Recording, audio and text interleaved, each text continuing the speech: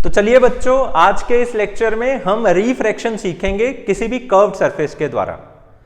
आज का ये लेक्चर बहुत इंपॉर्टेंट होने वाला है क्योंकि आज जो मैं डेरिवेशन आपको करवाऊंगा ना, वो डेरिवेशन बच्चों लेंस मेकर फॉर्मूले में भी यूज होती है और पता नहीं कितने ही न्यूमेरिकल्स हैं जिनमें उस डेरिवेशन का रिजल्ट यूज होता है। ठीक है ना। तो मतलब रे ऑप्टिक्स यदि आप करने जा रहे हैं तो इस डेरिवेशन के बिना आपका गुजारा है ही नहीं, जो मैं आपको आज सिखाने वाला हूं। और अच्छी बात यह है, मैं आपको एकदम इजी वे से स्टेप बाय स्टेप ये डेरिवेशन सिखाऊंगा। एज इट इज आपको इसी तरह से ही पेपर में लिख कर आना है। ठीक है, तो चलिए शुरू करते हैं। मान लिया जाए हमारे पास में एक कर्व्ड सरफेस है कुछ इस प्रकार की। ये जो मैंने कर्व्ड सरफेस ली है, ये कन्वेक्स कर्व्ड सरफेस ली है। इसके इस साइड पर हमने जो मीडियम लिया है ये रेयर मीडियम लिया है, और इस साइड पर हमने जो मीडियम लिया है ये डेंसर मीडियम लिया है। ठीक है जी। सेंटर ऑफ द सरफेस में से जो लाइन पास करती है इसको हम बोलते हैं एक्सिस। ठीक है जी।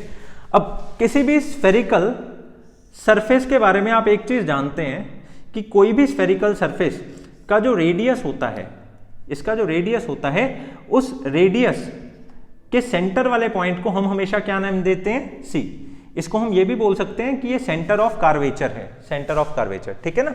ओके, अब मान लिया जाए आपका मन किया कि इस पॉइंट पर नॉर्मल क्या होगा। जनरली बच्चों नॉर्मल की डेफिनेशन ये होती है कि हम इस पॉइंट पर एक टेंजेंट ड्रॉ करेंगे और उस टेंजेंट के परपेंडिकुलर एक लाइन बनाएंगे।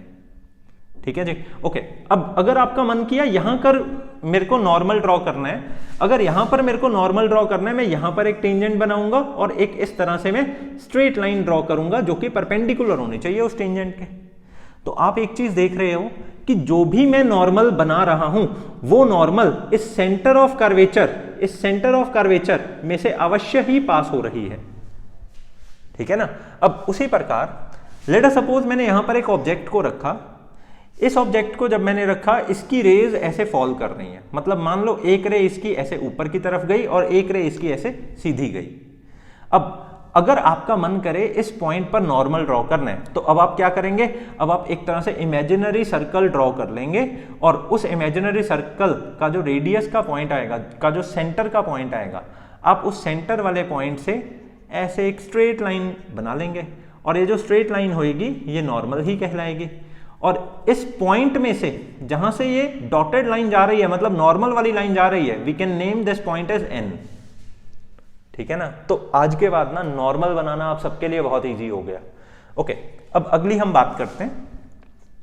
लेट अस सपोज ये रेयर मीडियम है और ये डेंसर मीडियम है। हो सकता है कि ये एयर हो सकता है कि ये वाटर हो। ठीक है ना। तो वाटर ज्यादा डेंसर होता है एयर के कंपैरेटिवली, तो हम वाटर की डेंसिटी को यहां पर मान लें, इसका रिफ्रैक्टिव इंडेक्स हम मान रहे हैं μ2 और रेयर का हम रिफ्रैक्टिव इंडेक्स मान रहे हैं μ1। ठीक है जी।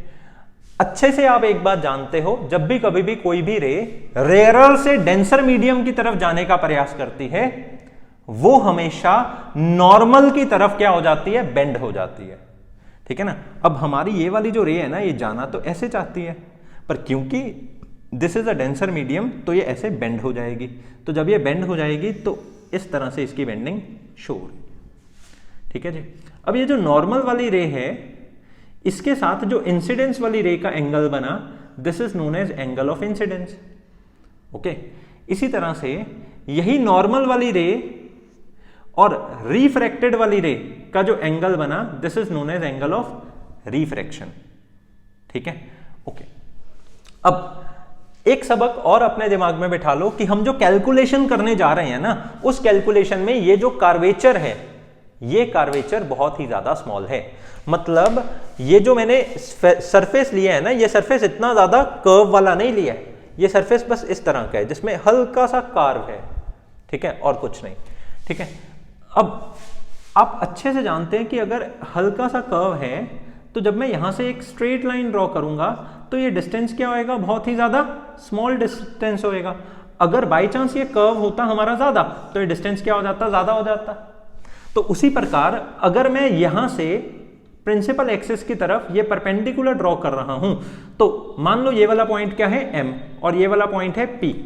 तो P वाला पॉइंट और M वाला पॉइंट बहुत ही ज्यादा क्या होएगा? क्लोज होएगा। ठीक है। ओके, तो इस तरह से हमने एक परपेंडिकुलर भी ड्रॉ कर लिया। अब तीन चीजें हम इस डेरिवेशन में कंसिडर करेंगे और हर डेरिवेशन में हम इसी तरह से ही वो 3 चीजों को माना करेंगे, ठीक है ना, ताकि हमारे दिमाग में बस एक ही पैटर्न हो और उसी पैटर्न को चलाकर हम सारा कुछ करें, ठीक है। सबसे पहली चीज है कि जो ऑब्जेक्ट के साथ में रे का एंगल बना करेगा, एक्सिस और रे का एंगल बना करेगा, that is always equal to alpha. याद रखोगे। इसी तरह से ये वाली जो रे है ये जाना ऐसे चाहती थी पर बेंड होकर ये यहां पर पहुंची, तो ये वाला पॉइंट क्या आएगा, इमेज। तो इमेज वाली जो रे है और एक्सिस का जो एंगल बनेगा वो एंगल हमेशा क्या आएगा, बीटा, ठीक है ना। 2 बातें बैठ गई दिमाग में। अब तीसरी बात, ये जो नॉर्मल वाली रे है और जो एक्सिस का एंगल बनेगा ये हमेशा क्या आएगा, गामा, ठीक है ना। तो 3 बातें आपको हमेशा याद रखनी है, ऑब्जेक्ट वाली रे का एक्सिस के साथ में एंगल, इमेज वाली रे का एक्सिस के साथ में एंगल एंड नॉर्मल वाली रे का एक्सिस के साथ में एंगल, ठीक है जी। अब ये नॉर्मल वाली रे जहां पर फॉल कर रही है ना एक्सिस पे, let this point be C, ठीक है जी, ओके। ये डायग्राम को कम से कम 2 से 3 बार बनाकर देखिए। अगर ये डायग्राम आपको बनाना आ गया ना तो अगले लेंस मेकर फॉर्मूले में एक झटके में आप चीज को समझ जाओगे, कोई टेंशन वाली बात नहीं होगी, ठीक है, ओके। मेन इसमें डायग्राम ही है, डायग्राम जिसको आ गया सब कुछ उसको आ गया, ठीक है। अब आगे हम बढ़ते हैं। हमारा इंसिडेंस एंगल ये है, हमारा रिफ्रैक्टेड एंगल ये है, हमारा ऑब्जेक्ट का एंगल अल्फा, इमेज का angle beta and centre of curvature का एंगल क्या है, गामा है, ठीक है जी। अब 2 ट्रायंगल्स हमें इसमें कंसिडर करने हैं for the purpose of calculations, ठीक है। तो एक ट्रायंगल मैंने कंसिडर किया NO एंड C। क्यों? जब मैं NOC वाला ट्रायंगल अच्छे से देखता हूं, ठीक है ना, जब मैं NOC वाला ट्रायंगल बहुत ही अच्छे से देखता हूं तो हम क्या रियलाइज करते हैं कि इसके अंदर आने वाले जो 2 एंगल्स हैं वो अल्फा एंड गामा हैं और इसके बाहर, मतलब ये NC वाली लाइन है और ये NO वाली लाइन है, इसके बाहर का जो एंगल है वो किसके बराबर है, I के बराबर है, ठीक है ना। तो एक प्रॉपर्टी हमने मैथ्स में सीखी हुई है कि sum of interior opposite angles is always equal to exterior angle. तो यहां से हम क्या बोल सकते हैं कि अल्फा प्लस गामा किसके बराबर है, I के बराबर है, ठीक है जी, ओके। इसी प्रकार एक और ट्रायंगल हम इसमें कंसिडर करते हैं। अब देखो इसमें मैंने I वाला एंगल कंसिडर किया जिसमें से मेरा I निकल जाए। अब मैं R की बात करता हूं। एक तरह से ये R वाला जो एंगल है, अगर मैं ये ट्रायंगल ले लूं, मतलब ये वाला ट्रायंगल अगर मैं ले लूं जिसको बोल सकते हैं हम NIC, इसमें इंटीरियर एंगल क्या है, R, ठीक है ना। तो इन ट्रायंगल NIC हमने क्या रियलाइज किया कि इंटीरियर ऑपोजिट एंगल्स किसके बराबर है, एक्सटीरियर एंगल, मतलब बीटा प्लस R किसके बराबर है, गामा के बराबर। तो R की वैल्यू क्या हो गई, गामा माइनस बीटा। इसको हमने ऐसे बॉक्स में बंद कर दिया और इसको हमने ऐसे बॉक्स में बंद कर दिया, ठीक है जी। अब एक साइंटिस्ट थे जिनका नाम था Snell's. He was the first one जिन्होंने अपना एक लॉ दिया रिफ्रैक्शन के ऊपर। और बच्चों यहां पर भी क्या हो रही है, रिफ्रैक्शन ही तो हो रही है, हम रिफ्रैक्शन ही तो पढ़ रहे हैं, तो हम स्नेल्स को कैसे भूल सकते हैं। स्नेल्स ने हमें एक लॉ दिया हुआ है कि sine I upon sine R हमेशा किसके बराबर होता है, रिफ्रैक्टिव इंडेक्स के बराबर होता है। अब रिफ्रैक्टिव इंडेक्स किसका होता है, जिसने रे को बेंड किया उसका होता है। बेंड रे को किसने किया, μ2 ने, ठीक है ना। तो रिफ्रैक्टिव इंडेक्स μ2 का है, किसके रिस्पेक्ट में, जिससे रे आ रही है उसके रिस्पेक्ट में। तो sine I upon sine R किसके बराबर है, μ2 अपॉन μ1 के बराबर है। अच्छे से बात आपको समझ में आ गई, ठीक है। अब थोड़ी सी हम कैलकुलेशंस कर लेते हैं इस अल्फा बीटा एंड गामा के रिस्पेक्ट में। देखो ये जो अल्फा वाला जो एंगल है ना, क्योंकि हम ऐसा मानकर चल रहे हैं कि अल्फा वाला एंगल वेरी स्मॉल एंगल है, ठीक है ना। फॉर स्मॉल एंगल्स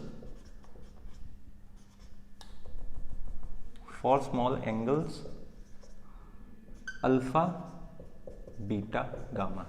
तो क्योंकि ये अल्फा बीटा और गामा तीनों ही बहुत स्मॉल एंगल्स हैं, तो मैं अल्फा को किसके बराबर लिख सकता हूं, tan अल्फा के बराबर लिख सकता हूं। और tan अल्फा किसके बराबर होगा, अब आप ये ट्रायंगल देखिए, इस ट्रायंगल में परपेंडिकुलर अपॉन बेस के बराबर होगा। परपेंडिकुलर हम क्या बोलेंगे, एन एम, अपॉन बेस हम क्या बोलेंगे, ओ एम। ठीक है ना। इसी प्रकार जब मैं बीटा की बात करता हूं, बीटा किसके अप्रोक्सीमेटली बराबर होगा, tan बीटा के बराबर, और ये किसके बराबर होगा, एन एम अपॉन एम आई, एन एम अपॉन एम आई। अगर मैं गामा की बात करता हूं वो होगा tan गामा के बराबर, और गामा के अंदर ये ट्रायंगल हम कंसिडर करेंगे, this will be N M upon M C.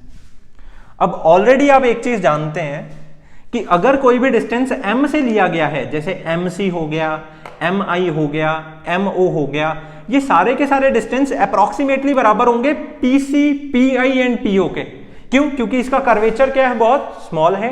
Curvature small होने के कारण ये m बहुत क्लोज है किसके, p के। ठीक है जी।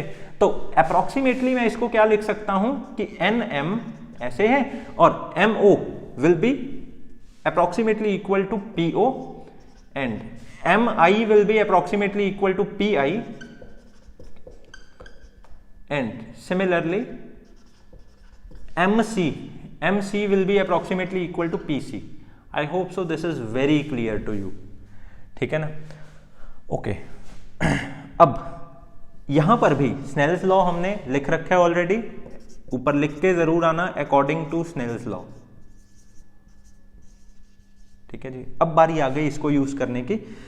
For small angles sine theta is approximately equal to theta. याद रखना, स्मॉल एंगल्स के लिए साइन थीटा अप्रोक्सीमेटली थीटा के बराबर होता है, और इसी प्रकार स्मॉल एंगल्स के लिए कोई भी थीटा tan थीटा के बराबर होता है। दो चीजें आपको हमेशा याद रखनी है स्मॉल एंगल्स के लिए, पता नहीं 3600 जगह पे हम इसको यूज करते हैं। ठीक है ना। ओके, इसी तरह से स्मॉल एंगल्स हैं, फिर दोबारा आई भी स्मॉल होगा, क्योंकि देखो ना, alpha is small, beta is small, gamma is small, therefore I and R will also be small ना। तो हमारा आई अपॉन आर किसके बराबर होगा, mu two upon mu one के बराबर होगा। तो ऐसे में हमारा म्यू वन इंटू आई किसके बराबर हो जाएगा, म्यू टू इंटू आर के बराबर हो जाएगा। अब आई की वैल्यू आप ऑलरेडी जानते हैं, अल्फा प्लस गामा। ठीक है ना। और आर की वैल्यू भी जानते हैं, गामा माइनस बीटा। तो आपके पास में ये बनेगा mu one into alpha plus gamma. बड़ा केयरफुली आपने वैल्यूज को पुट करना है, गलती नहीं होनी चाहिए, हमारा सारा रिजल्ट बिगड़ जाएगा। Is equal to mu two into R की जगह पर क्या पुट करेंगे, गामा माइनस बीटा। अब ऑलरेडी आप अल्फा, बीटा एंड गामा की भी वैल्यूज जानते हैं, ये हमने निकाली हुई हैं। ठीक है ना। तो ये बन जाएगा हमारा, this is one step of calculation. अब आफ्टर दैट ये बन जाएगा mu one into, at the place of alpha we can write N M upon P O. ठीक है, plus mu one into gamma की प्लेस पर लिख सकते हैं N M upon P C is equal to mu two into again gamma की place पर N M upon P C minus mu two into beta की प्लेस पर N M upon P I. I hope so it is very clear.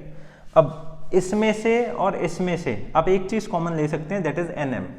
ठीक है ना। मैंने यहां से भी और यहां से भी एन एम को ले लिया कॉमन, इस पूरे में से यहां वन आ गया और यहां वन आ गया, इस तरह से। और इन दोनों में से भी हमने एन एम को ले लिया कॉमन, यहां वन आ गया और यहां वन आ गया। ठीक है ना। इन दोनों में से भी हमने एन एम को ले लिया कॉमन, एन एम से कट गया एन एम। ठीक है। अब साइन कन्वेंशंस की हम बातें करते हैं, अकॉर्डिंग टू साइन कन्वेंशंस। ठीक है।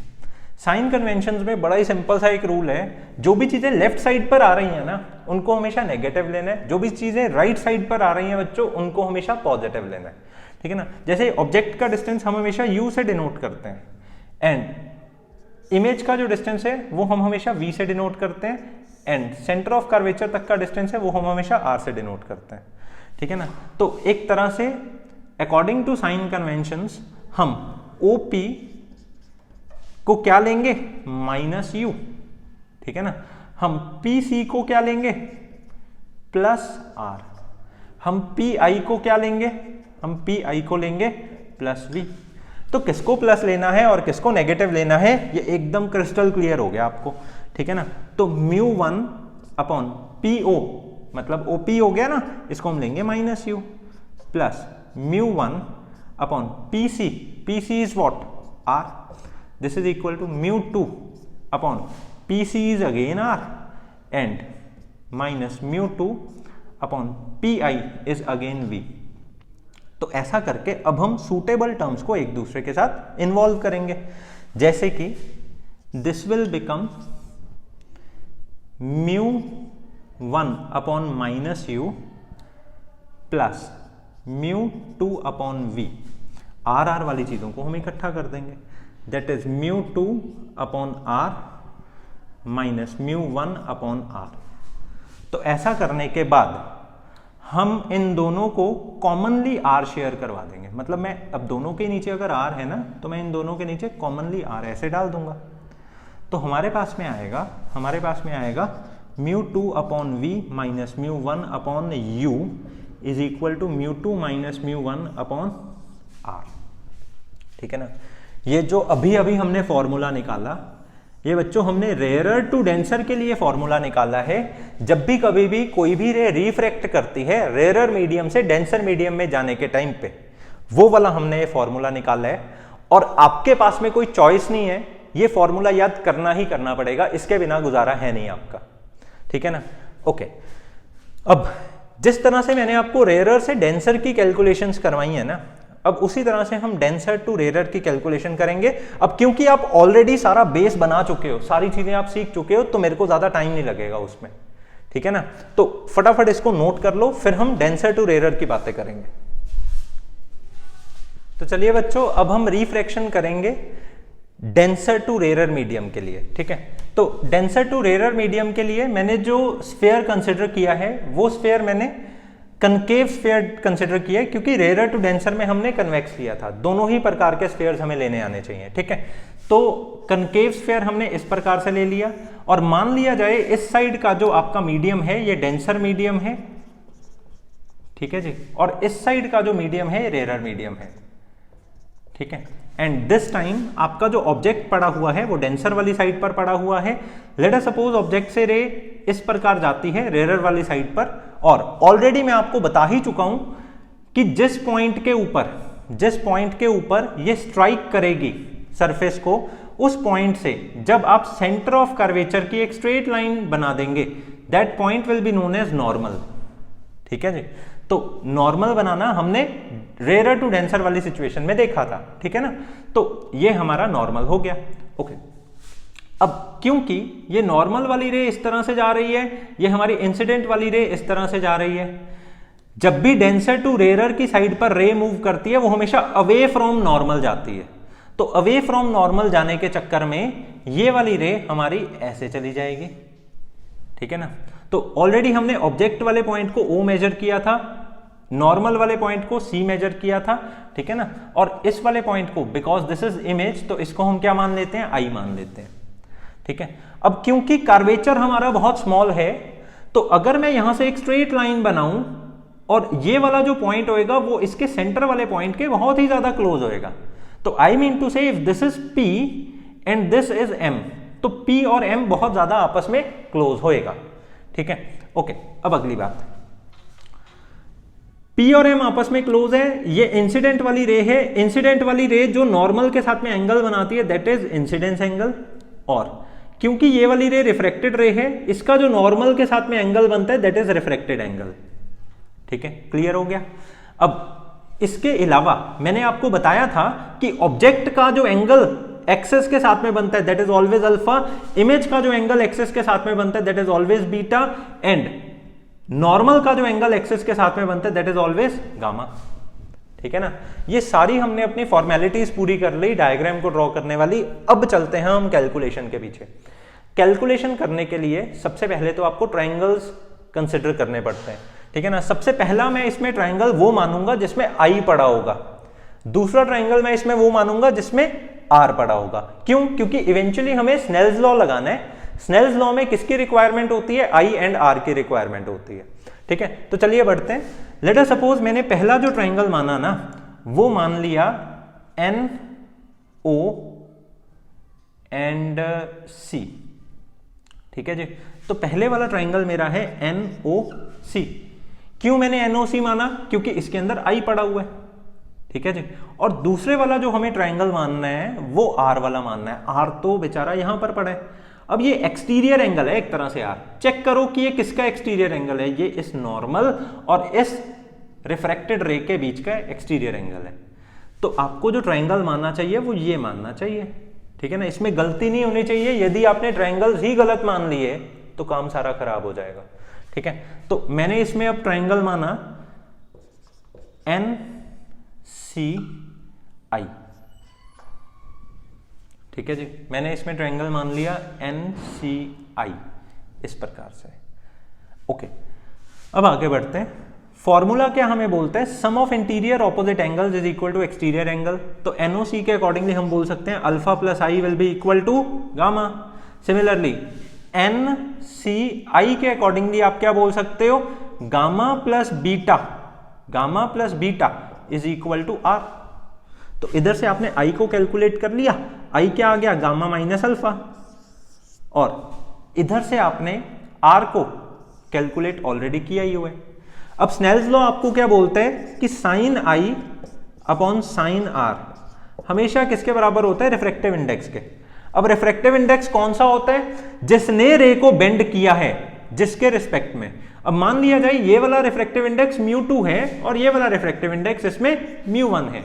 क्यों? क्योंकि डेंसर साइड को हम हमेशा μ2 ही लेना पसंद करते हैं और रेयर को μ1, ठीक है ना।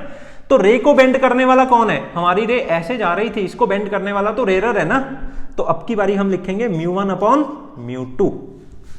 आई hope so this is very clear to you. अब साइन आई के साथ में μ2 आ जाएगा एंड μ1 आ जाएगा साइन आर के साथ में, क्योंकि एंगल्स हमारे स्मॉल हैं। As I and R small, तो आप इसमें अब क्या बोल सकते हो कि μ2 इंटू आई किसके बराबर होगा? μ1 इंटू आर के बराबर होगा। बात समझ में आ गई। अब इसी प्रकार देखो, तीन चीजों को आपको स्मॉल मानना है। सबसे पहली चीज, इसका कर्वेचर आप मानोगे बहुत स्मॉल है, मतलब ऐसे वाला कर्वेचर नहीं लिया हुआ हमने, ऐसे वाला कर्वेचर लिया हुआ, ऐसे वाला कर्वेचर हमने लिया हुआ है। दूसरी चीज आपको माननी है कि angle of incidence and angle of refraction भी हमारा क्या है? स्मॉल है। और तीसरी चीज आपको क्या माननी है? तीसरी चीज आपको माननी है कि अल्फा बीटा और गामा वाले जो एंगल्स हैं वो भी स्मॉल है, ठीक है ना। ओके, तो क्योंकि as alpha beta gamma are also small, तो आप क्या बोल सकते हो? Alpha will be approximately equal to tan alpha, beta will be approximately equal to tan beta and gamma will be approximately equal to tan gamma, ठीक है जी।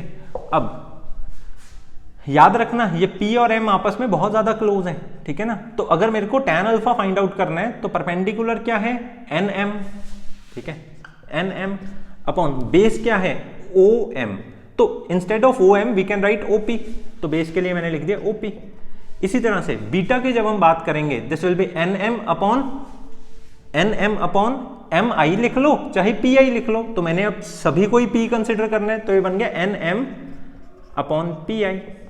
इसी तरह से जब हम गामा की बात करते हैं, अगेन NM अपॉन PC। बात समझ में आ गई, ठीक है ना। अब सारा कुछ रेडी है, ये स्नेल्स लॉ भी लिखा हुआ है, बस इसमें हमने वैल्यूज डालना है। मान लिया जाए this is 1, this is second equation and this is third equation, ठीक है जी। ओके, पुटिंग 1 and 2 in 3, तो क्या हो जाएगा? μ2 को हम मल्टीप्लाई करेंगे गामा माइनस अल्फा के साथ में, this is equal to μ1 into gamma plus beta के साथ में। ऑलरेडी अब गामा अल्फा एंड बीटा की वैल्यूज जानते हैं, ठीक है ना। तो ये आपका बन जाएगा μ2 इंटू, फर्स्ट हमें इसको गामा से करना है, गामा कितना है nm/pc माइनस μ2 को फिर हमें अल्फा से करना है, μ2 इंटू ये बन जाएगा nm/po, ठीक है, इक्वल टू μ1 इंटू गामा को हमें क्या लेना है nm/pc प्लस μ1 इंटू बीटा को हमें क्या लेना है nm/pi, ठीक है जी। इस तरह से लिख लिया। इसके बाद इधर से इक्वल टू के इस साइड से और इस साइड से हम एक चीज कॉमन ले सकते हैं, वो है न्यूमरेटर में से nm, ठीक है जी। जब आपने nm को ले लिया कॉमन, इधर से भी और इधर से भी, इस तरह से,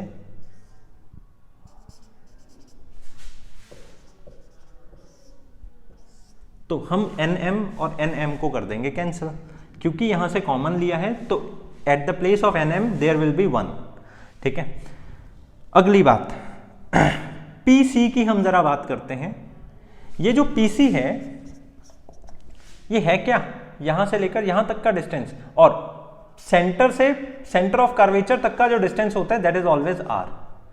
po क्या है, po है यहां से लेकर यहां तक का डिस्टेंस, तो इसको हम क्या लेंगे u, pi को हम क्या लेंगे v, ठीक है जी। तो pc हमारा होगा r, po हमारा होगा u, pi हमारा होगा v। po को हम माइनस u लेंगे और pc को भी हम माइनस r लेंगे, क्योंकि जो भी लेफ्ट साइड पर होती हैं उनको हमेशा नेगेटिव लेना होता है डिस्टेंसेस को, और जो भी राइट साइड पर होता है उसको हमेशा पॉजिटिव लेना होता है। साइन कन्वेंशन से हमने सीखा था, ठीक है ना, साइन कन्वेंशन से। ओके, बस अब बारी आ गई इसको पुट करने की। हमारे पास आ जाएगा μ2 upon, at the place of pc we will be having minus r minus μ2 upon po की जगह पे हम भरेंगे minus u, this is equal to μ1 upon pc की प्लेस पर again minus r plus μ1 upon pi की प्लेस पर again v। तो सिमिलर चीजों को हम इकट्ठा कर देंगे, जैसे ये r वाली चीज है और ये भी r वाली चीज है, तो इनको हम इकट्ठा कर देंगे और v एंड u को हम इकट्ठा कर देंगे, ठीक है जी। तो μ1 अपॉन v जब इधर आएगा ये बन जाएगा माइनस μ1 अपॉन v, ये माइनस माइनस हो जाएगा plus, plus μ2 upon u, this is equal to minus μ1 upon r plus μ2 upon r। इस तरह से पूरे के नीचे, इसके नीचे भी आ रहा है और इसके नीचे भी आ रहा है, मैं इस पूरे के नीचे कॉमनली किसको शेयर कर सकता हूं, r को शेयर कर सकता हूं, ठीक है ना। तो हम जब इसको प्रॉपर वे से लिखते हैं तो हमारे पास में क्या आ जाएगा, हमारे पास में आ जाएगा μ2 upon u minus μ1 upon v is equal to μ2 minus μ1 upon r, ठीक है जी। μ2 upon u minus μ1 upon v is equal to μ2 minus μ1 upon r। ये जो एक्सप्रेशन हमने निकाला, ये किसके लिए निकाला बच्चों, ये डेंसर टू रेयरर के लिए निकाला, इसको डेंसर टू रेयरर के लिए हमने निकाला, और ये आपको हमेशा ही याद होना चाहिए, ठीक है ना। ओके, रेयरर टू डेंसर के लिए क्या निकाला था, रेयरर टू डेंसर के लिए हमने निकाला था μ2 upon v minus μ1 upon u is equal to μ2 minus μ1 upon r, ठीक है ना। ये हमारा था रेयरर टू डेंसर के लिए, और ये हमारा है डेंसर टू रेयरर के लिए। आप डिफरेंस करके देख लो, इसमें μ2 के नीचे v है और इसमें μ2 के नीचे u है। ऐसा क्यों हुआ, क्योंकि इस केस में μ2 वाली साइड पर u पड़ा हुआ है और उस केस में μ2 वाली साइड पर क्या पड़ा हुआ था, v पड़ा हुआ था, ठीक है ना।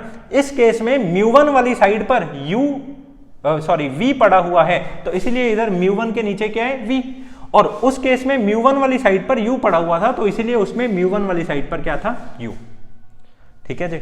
ये दो एक्सप्रेशन यदि आपको आ गए हैं तो न्यूमेरिकल्स में आपको बहुत हेल्प मिलेगी और लेंस मेकर फॉर्मूला भी समझ में आ जाएगा।